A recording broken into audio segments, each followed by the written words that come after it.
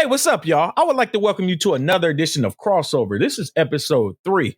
As you know, I'm Daryl, and I like to bring on my friends here just to talk about how they maintain at not only during this pandemic, but tell you a little bit about what they do and how they do it. On this episode, I made it fairly simple. I just got through recording with some friends of mine. We have this little conglomerate called Music is the Key, and I'm about to bring 1/3 of that up to you right now. He goes by the name of Bruce Phillips. What's up, Brucey B? What's happening, brother? How you doing, man? Man, I'm feeling real good, man. First and foremost, man, thank you for jumping on with this, man. I think it's important, man, for people to know people's stories and, you know what I'm saying? Like, just a little bit about them, man. People see faces, but they don't really know who those people are.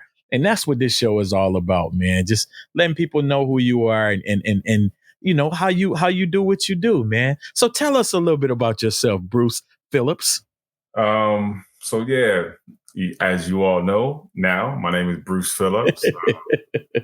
I'm originally from Northeast, East Coast, Pennsylvania. I've been in the music now for a large portion of my life. From a more than just a fan perspective, I guess, for about 2/3 of my life. And I've just been everything to me is like 5 degrees of separation, or however that saying goes. You get into one thing and you branch off, then you get in another thing that branches off, and it really helps you, or it's helped me gain a greater understanding of not only myself but the world I live in. And music has been a big part of that. So now you say music has been a big part of that, but what specifically about music drew you to it? Like, so we know you as I know you from DJing, from all different styles of music, Brazilian music, sharing jazz music, open format. You can get down with anybody. What was it about music that drew you to it?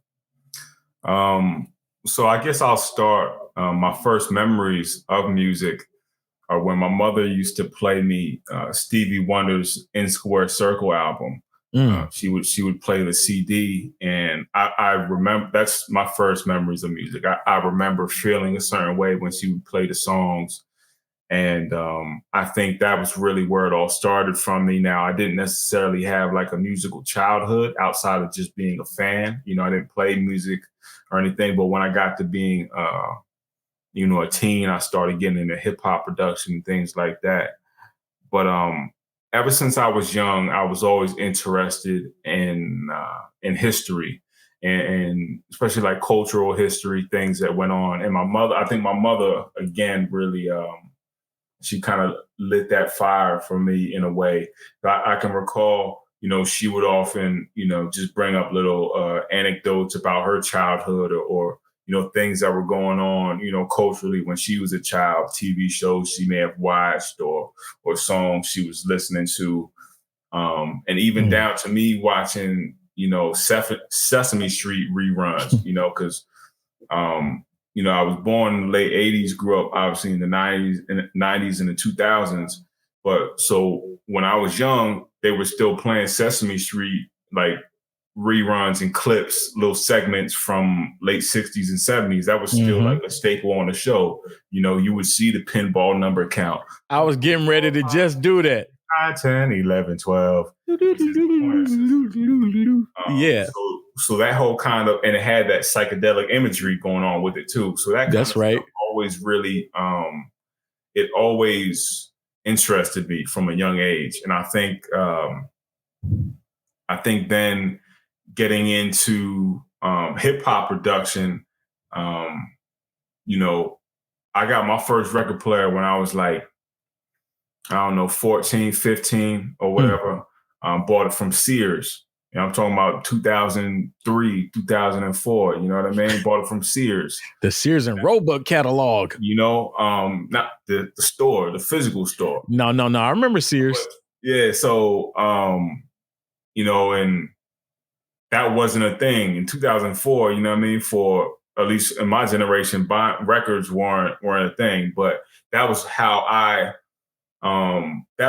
knew hip hop music was made. I knew cats used old records and made beats. So it was like, that's what I was trying to do. You know what I'm saying? And so I think coming from that creative aspect where you're trying to put, take sounds from one place and take sounds from another place and maybe even a third, fourth, fifth place and put them all together, it kind of makes you think in different ways. You know what I mean? And I think my interest in psychedelia, even though I, probably wasn't even aware of that term or realized that, from when I was younger, I think those interests kind of melded perfectly with hip hop, because it's like, you're just trying to take all these different fragments and pieces of different sounds and make it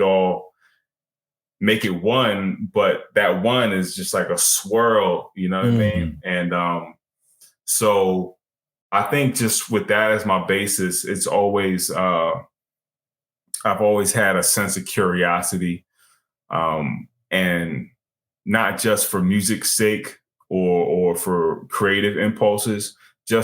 That curiosity, I guess, has spread, I think, naturally, just in trying to understand, who I am as a human being, who we are as human beings, and trying to better understand different cultures from around the world, so I can communicate more effectively with a wider group of people.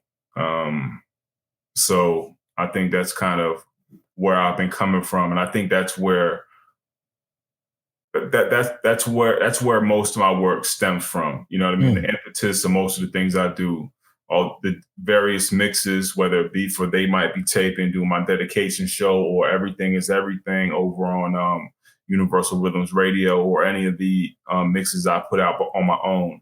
I think the larger point that I'm trying to get at with all of that is just using music to gain a better understanding of the human condition. It's the universal language, man. You tend to speak it well, man. You do pretty well communicating that language out there.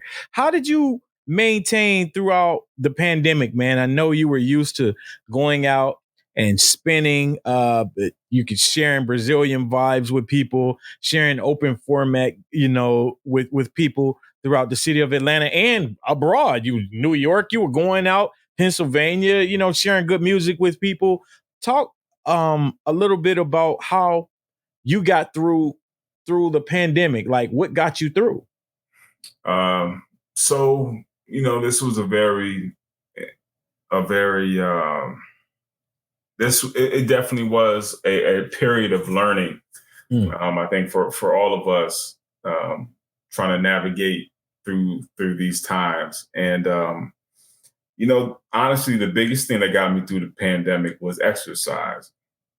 Now, maybe I speak from, a point, well, not maybe, I guess I'm speaking from a point of privilege here, because I had the room to go outside and exercise, outside of my home. I know a lot of people didn't have that. A lot of people couldn't get away.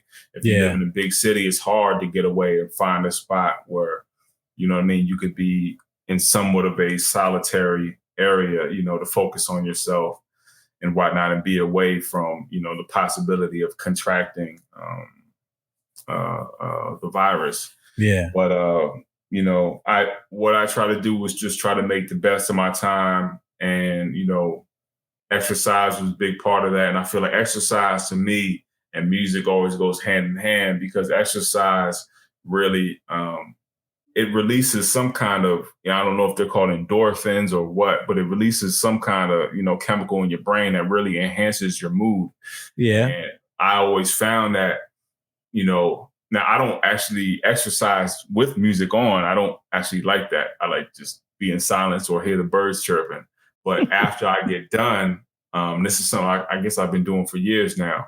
After I get done, clean up, sit in my music room, and go through records. And I just feel like I absorb the music a little better. So that really got me through. And, us starting, I branched off into some new ventures, tried some new things out. We started what then became Music is the Key. Oh, yeah, that's right. The new normal on IG. So that was, using a new format, a new communications format. That was definitely different. That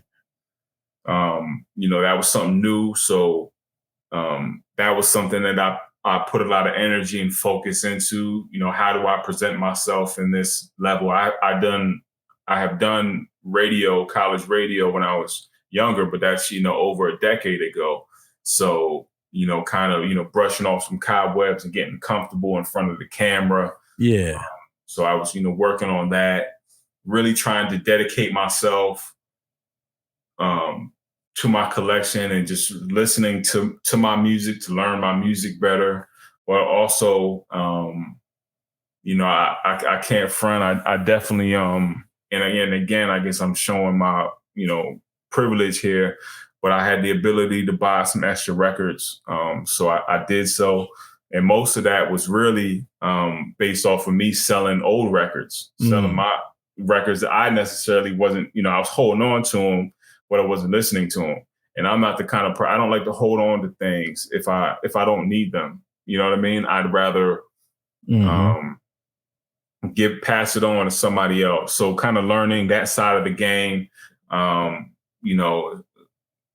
don't like to call myself a record dealer, but it's just a little, a little side thing that I like to do, share music with people at fair prices and then, turn around and, reinvest that into my, into my musical hobby, finding other things that I have fallen in love with, in the moment.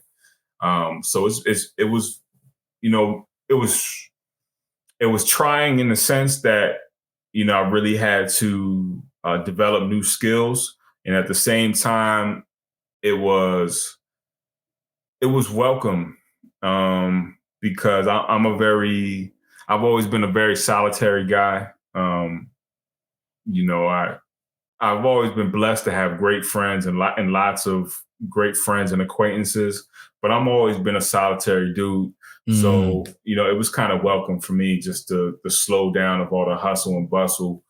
I think I may have done a gig or two during the pandemic, maybe like one or two.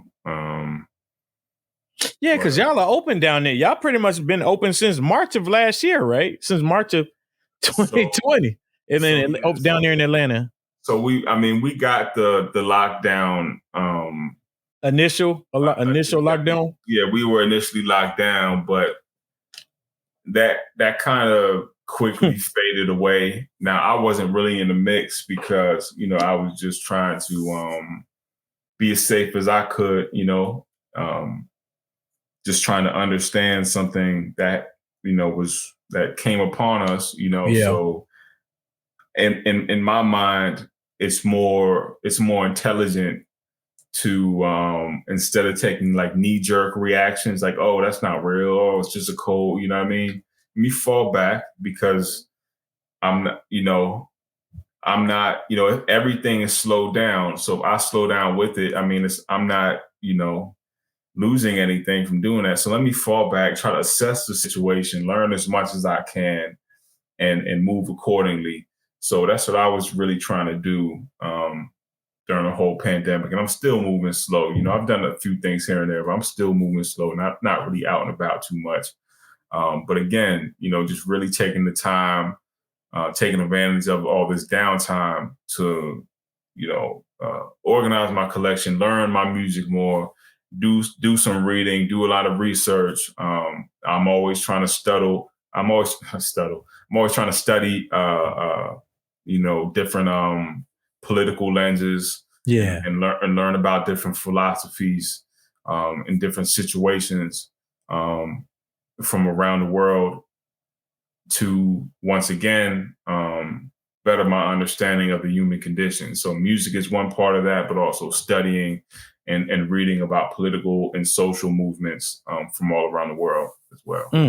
You know, as you were talking about that, I was thinking, has there ever been a point in your DJing career that you felt like, I don't know if this is for me? And if so, how did you get past that, if you even had that? So I'm glad you asked that question, because I thought I should have probably answered that before, and I wasn't. I was like, oh man, I missed my opportunity to explain this side. So when I first got into DJing, my late teens, I was probably like 19 when I bought my first set of tables, like DJ tables. So I had my record player for making beats and everything, but I got my first set of tables, I think, when I was like 19. So, that's when the collection started growing and my, and I started reaching out more to find different sounds, because I wanted to be able to play these sounds, not just sample and make beats, but find stuff to play. So in my hometown of Lancaster, Pennsylvania, which is about an hour and 15 minutes, 65 miles or so from Philadelphia. So we're under the influence of Philadelphia very heavily. So I started collecting records to, a lot of, 12 inches, a lot of club stuff, hip hop, you know what I mean? Really into funk, whether that be James Brown funk, P-funk, or, what folks might call boogie, whatever, So I was searching for those sounds, and a lot of soul, a lot of that stuff, trying to, build my sound around that, my DJ identity around that. And I'm from a very small city. For those who aren't familiar with the East Coast, so like, people know like New York City as like a big city where it's built around like blocks and things like that. So that's how I grew up, just in a very, very smaller version. So it's a city in a city sense, but it's only 70,000 people, but it's blocks. You walk to the corner store, block, do this and that, what I'm saying? Blase, blase. So my town was very small for the sounds that I was into. And so I maintained some residencies there for a few years. And then kind of after a while, I kind of got tired of, as my tastes were expanding naturally, and just my own ideas around life and who I was were expanding, I kind of got tired of, or I don't want to say tired, but I didn't want people to necessarily view me as just a DJ party guy, right? And so before I moved, I was actually in school for 2 years, studying my trade, which is HVAC and refrigeration. And during that time, I really didn't have time to DJ or make music, because I was still creating music. Some of my best music, my best work was during that time. And but as I was in school, I had less and less time. Then after 1 year of school, I actually picked up a full-time job in my trade while I was still in school. So I worked like 50, 60 hours a week at nighttime, third shift. And then after I get off at 6:30, I'm driving to class. You know what I'm saying? Mm-hmm. And then I'd be up till like 4:00 in the evening, drive home, short drive, but then I have like 2 hours to sleep, wake up, go to work. So I did that for about like a year. And that was, so that really took me away from the DJing and production, but it also, I guess gave me, I don't want to say an excuse, but it kind of allowed me some time away from the whole DJing thing to really grow and get rid of things that I felt were like holding me back, because I didn't want to be hold as like a party cat or whatever. Because, like I said, I'm a very solitary dude. You know what I mean? I really, I really enjoy just space and, I guess, ambience, and being in my own thoughts.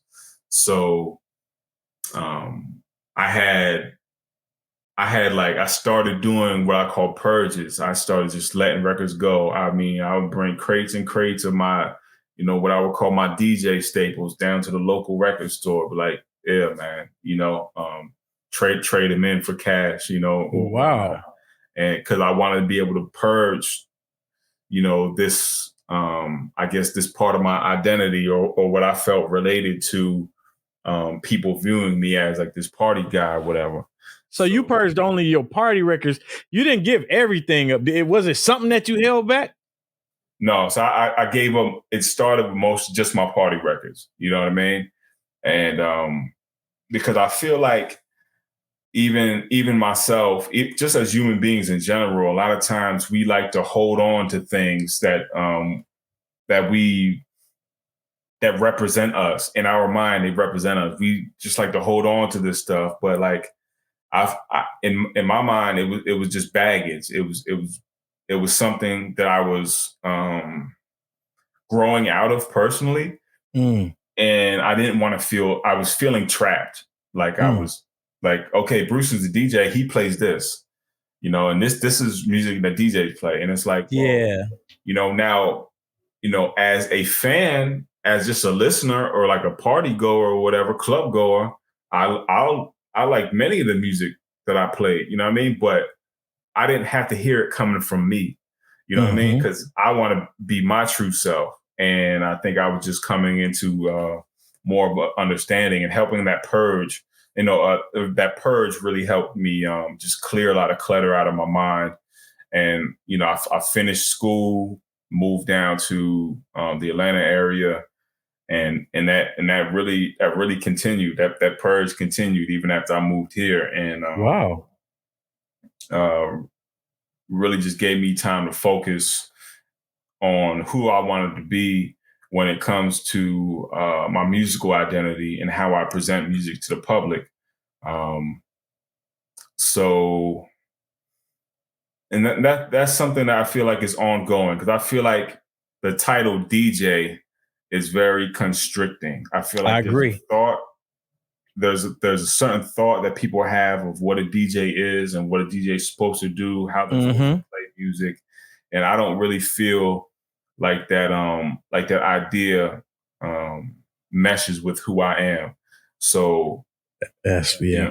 a lot of times, folks might look at me and say, okay, here's this young cat, this young brother, young brothers are supposed to be into this, you know what I mean? And, I am to an extent certain things, but, I don't, I just feel like there's multiple lanes. There's more than enough room for people to express themselves in different ways musically. I think that even though it might be a small contingent, I think that there's, a certain demographic of folks who look like me, maybe my age, who want to, be into some other things or searching for some other things, but they don't know where to look. They don't know necessarily, where to start from. And, I think just by being myself and, putting out the different mixes I do through different channels and doing the different things I do, I'm hoping that it shines some light on the idea that, Blackness isn't a monolith, Explain that before you go, because I know you can. I don't want you to skim over that. That's something deep right there. Talk about that. So oftentimes, and this is really something that goes beyond simply just Black American folks. It could go for any group of people, but normally people will look, at a group of people or a culture and say, okay, this is what they do. Right. And while it may be part of what they do or a large part of what they do, it's not totality. Everybody doesn't fit into that neat package. That's right. Okay, I'm 33 years old. I came up with hip hop music, and that was the central theme to my life for a long time.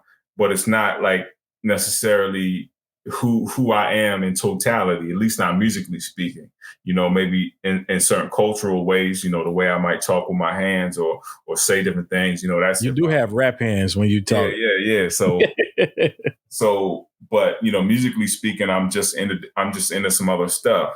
And I feel like the flip side of that is there's like this whole contingent nowadays who wants to seem kind of like holier than thou or something, where they say, "Oh, I don't like hip hop music," and so it don't have nothing to do, or I don't listen to hip hop. I listen to this, so it don't have anything to do with any kind of condescending attitude. I just have my angle. I found through hip hop, I found out about jazz music and other kinds of music.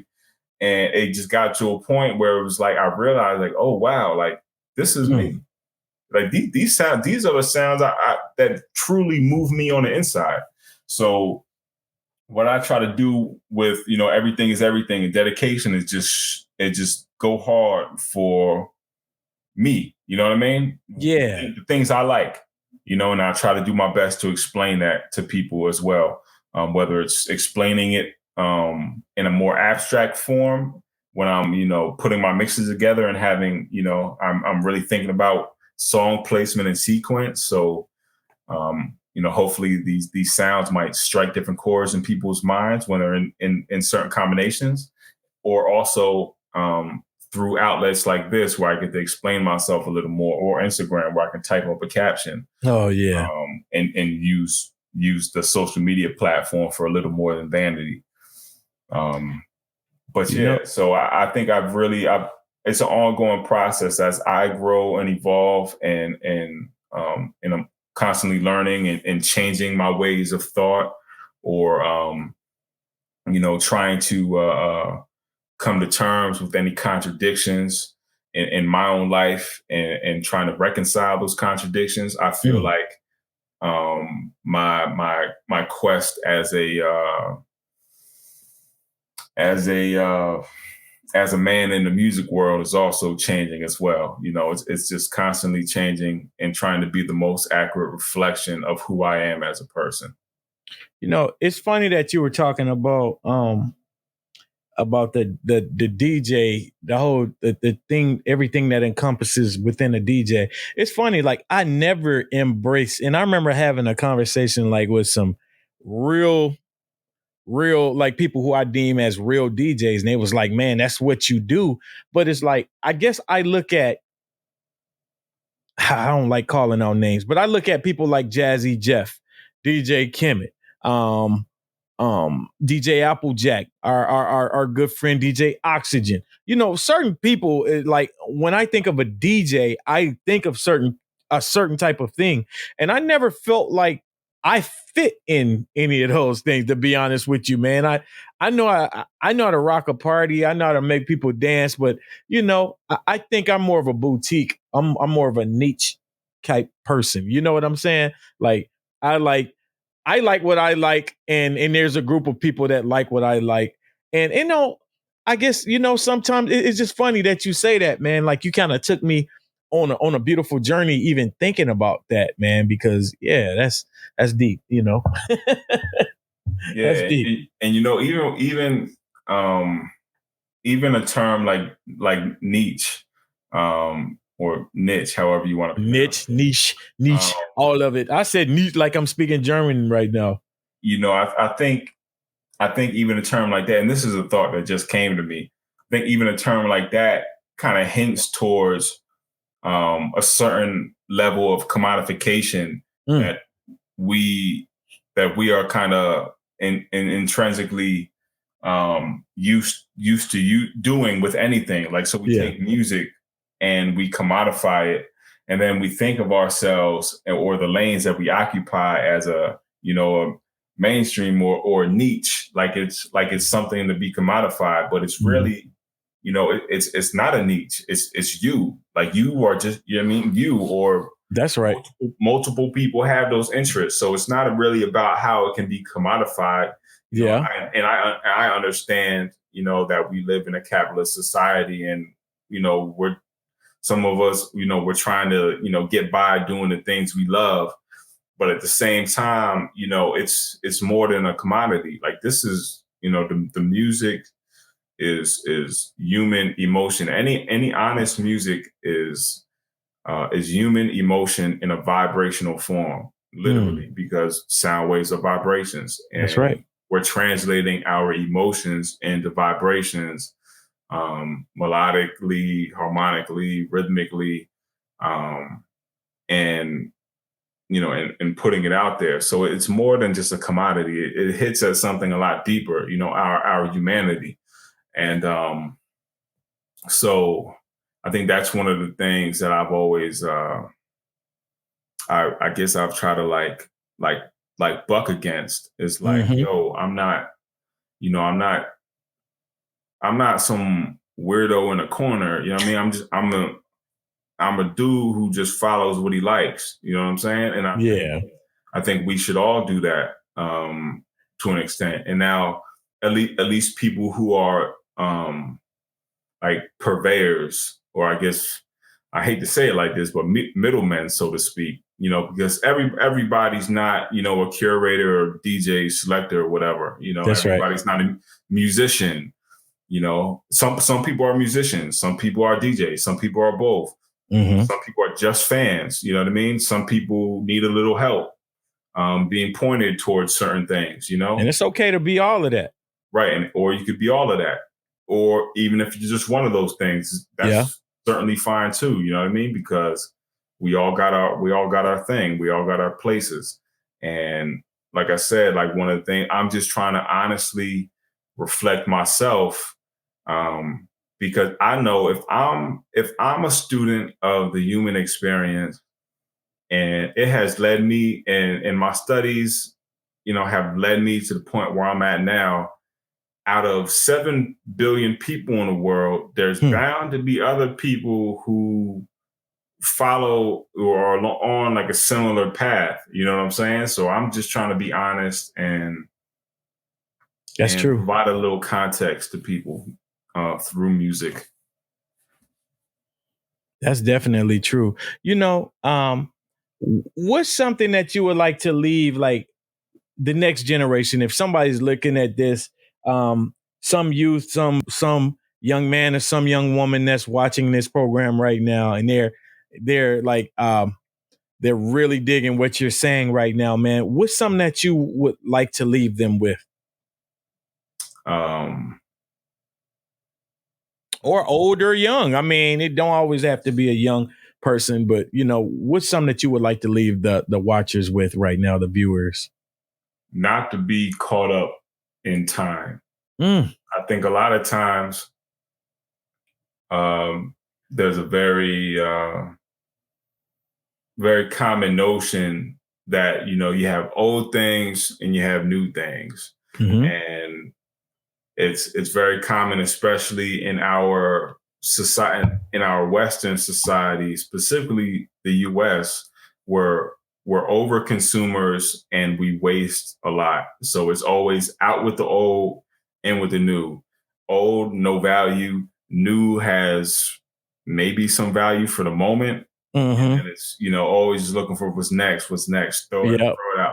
Quick value, discard it. Yeah. So I think we really got to step away from that thought process. And that music is involved in that as well. Now, a lot of the music I may listen to, it comes from, previous time, but I'm not looking towards the music to represent a certain time period. I'm looking at the music or listening to the music as just what it is. You know what I mean? I'm not trying to have preconceptions of what it should be because of when it was made. I'm just looking at it, is it good? Is it speaking to me? What value can I then pull from that and add to my life? And I feel like I want, cause I see I see folks who are, my age and older, kind of fall into that trap as well, just disposing things from the quote unquote past to just move along. It's like, yo, if something has value, it doesn't lose its value. If something has a value outside of being a commodity, it doesn't lose its value because it's not a commodity. It's still as vibrant as it was when it was made. You know, people just have to be given the proper context in which to appreciate these things. And I think if we just keep more of an open mind and kind of start to dismantle our concept of the relationship between time and value, I think we could see music and other things for what it is. You know what I mean? We don't trash Martin Luther King speeches because they were from 50 years ago. It's not worthless now. You know what I mean? So why would you treat a piece of music like that? You know what I mean? Just you're gonna throw a piece of music away because cats don't wear jeans or shirts like they were wearing when they were making it anymore. So it's just, no good. No, like, the music has value. And I think that, if people just pay a little more attention to the music, I think that they'll learn that it's much more than just entertainment, or it has the ability to be much more than simply just entertainment. And that can add a lot to somebody's life in ways that they may have not known. Okay. Well, can you let everybody know all of the places that you are, where people could follow you? We're going to make sure we put that in the description of this particular broadcast, but can you just let people know where you are, man? And, people could just add him and check him out and see what he does. So my only social media is Instagram, and it's at Bruce Phillips 15, and that's Phillips with 2 L's and an S on the end, 1515. And from there, you can really branch out and find my my Mixcloud page, which is Bruce Phillips, my SoundCloud page, which I think is Bruce Phillips or Bruce Phillips Music. I don't know. The links are all there. You can find the links to get to They Might Be Taping and check out the Dedication series, 16 volumes and running. You can find the link to the YouTube page of Music is the Key, which I co-host with you and our new host, DJ Chaotic Blaze. So that's something I'm very excited about and happy to be a part of. And then you can also catch my monthly show via Universal Rhythms Radio out of London. My show is called Everything is Everything, and that broadcasts the first Saturday, I believe, of every month.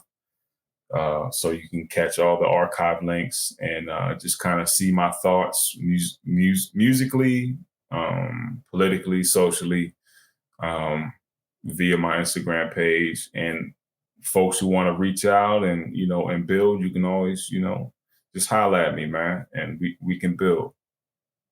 Well, I know this was a different type of show. This was a special show. I had another guest planned for today, but for some reason, I don't know why at the end of that show, I was just like, you know what? Let me get these guys and I can run that show next week. So we'll run the show that I was supposed to run tomorrow next week, man. I want you guys to see back to back.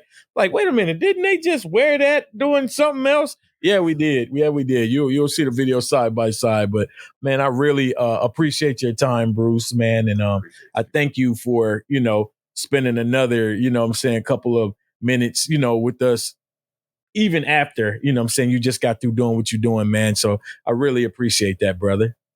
Yeah, you're welcome. It was my pleasure. I really enjoy, talking to you and, talking to the people, man. Let's continue communicating, y'all, in the most honest way we can. We've really got to, learn to appreciate one another, and we've really got to appreciate one another more, as people, as communities, and realize the power that people have when we come together. That's a very important thing, people power, and it's a real thing. It's much stronger than any army, any bomb. People power, man. Just always remember, if I can leave y'all with one thing, there was a day and time where, ordinary people, workers, peasants out in the fields, where they thought, the kings and queens' reigns were never going to end, right? How do we get out of these tough situations? but that time ended, and we're in some tough situations around the world, but that day will come. That day will come, and it's only going to come if we get together. People power, y'all. People power it is, man. Thank you guys for watching another episode of Crossover. This was episode 3, and we'll join us next week for episode 4. Thank you very much, Bruce.